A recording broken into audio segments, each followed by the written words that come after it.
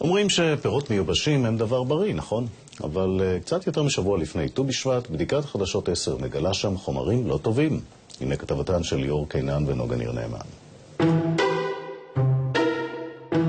ארץ זבת חלב ודבש ופירות מיובשים, מלאים בחומרים משמרים, מייצבים, מחטאים, מלבינים, צבעי מאכל, והם ברובם מגיעים הנה בכלל מתאילנד או טורקיה, לקראת החג שאמור להיות הכי טבעי והכי ישראלי. פפאיה זה דבר יפה, אבל הצבע שלו הוא לחלוטין לא טבעי. זה תותים, תותים יבשים. ובתותים האלה יש לנו את E129. הצבע האדום E129 ממשפחת זפת הפחם עלול לגרום להפרעות עיכול קשות, לפריחה בעור ואפילו להפרעות קשב וריכוז בקרב ילדים. זה נראה נהדר, נכון? עכשיו הדבר הזה עלול לגרום להצהרות מפה עד הודעה חדשה.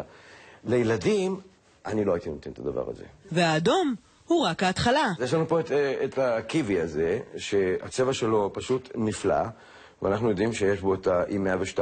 מה זה E102? E102 זה טרטרזין. הצבע הזה הוא שייך למשפחה שלמה של צבעים שקוראים להם coal tar dyes, צבעי זפת פחם. זה צבעים שעשויים מנפט. תופעות הלוואי בטרטרזין, הוא צבע המאכל הצהוב, הן מאלרגיות וכאבי ראש ועד בעיות קשב וריכוז בקרב ילדים. הוא אסור בשימוש במדינות רבות בעולם, לא בישראל. אבל כדי להגיע לירוק הטרטרזין לא מספיק. הצבע הצהוב מקבל חיזוק של E133, כחול מבריק. מכניסים פה שני צבעים שהם שני מסוכנים, גם E133 וגם E102, וזה אחד צהוב, השני כחול, ביחד נתן לנו ירוק. זה לא אמיתי. זה משהו... לא אמיתי אבל מזיק? בטח שמזיק. הצבעים האלה מזיקים. ויש צהוב אחר, כמו במלון התאילנדי הזה, צהוב שנקרא צהוב שקיעה, Sunset Yellow, E110. Sunset Yellow. נשמע רומנטי. כן, צהוב שקיעה. נכון, מה רע בצהוב שקיעה? הם שניהם שייכים למשפחת זפת הפחם, שניהם עשויים בעצם מן נגזרות, מן דברים, מנפט. היית נותן את זה לילדים שלך? מה פתאום? לא? לא, אפילו לא לפעם אחת.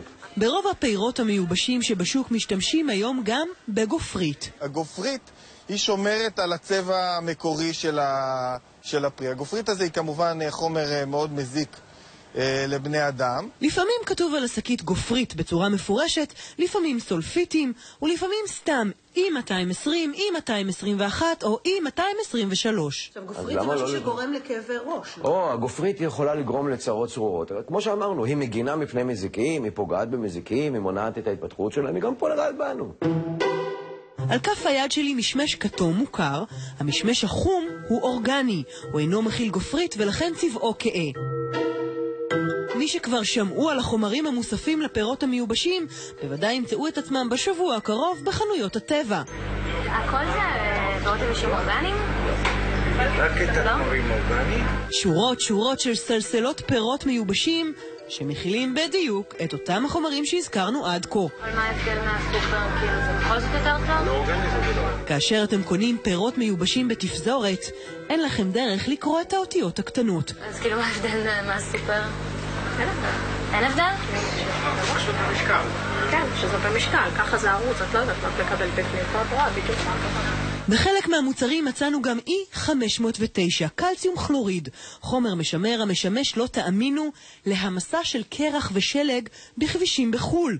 הגוף שלנו לא מכיר את החומר הזה, ולכן צפוי לכם כאב בטן מצריכה שלו. חיידקים מפרקים את החומרים האלה, אגב, הם עושים את זה באמצעות התססה, ואז יש גזים.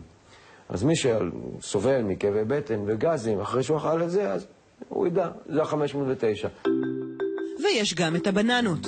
מצד אחד בננה אורגנית, חומה, רכה, מצד שני הבננות הקרנצ'יות המיובשות המוכרות. הבננה הזאת שנראית כמו טפו צ'יפס, היא גם מטוגנת, היא גם מוסיפים לה גופרית כדי שתשמור על הצבע הצהוב שלה. שמן הדקלים המשמש לטיגון הבננות הוא שומן רווי. זה שומן שהוא מוצק. הוא מוצק יותר, הוא עלול לשקוע, לסתום לנו את כלי הדם. עכשיו תשאלו את עצמכם למה כל החומרים האלה מוכנסים אל תוך הפירות המיובשים שלנו. התשובה פשוטה מאוד, הכל משיקולים כלכליים. צבעי מאכל מזפת פחם זולים יותר מאשר צבעי מאכל טבעיים. ככל שיש יותר חומרים משמרים, חיי המדף של המוצר ארוכים יותר. ובכלל, מי רוצה לקנות פירות חומים? העין נמשכת יותר אל האדום הבוהק באופן טבעי. אתם הבנתם את זה? טוב, אם לא לאמן את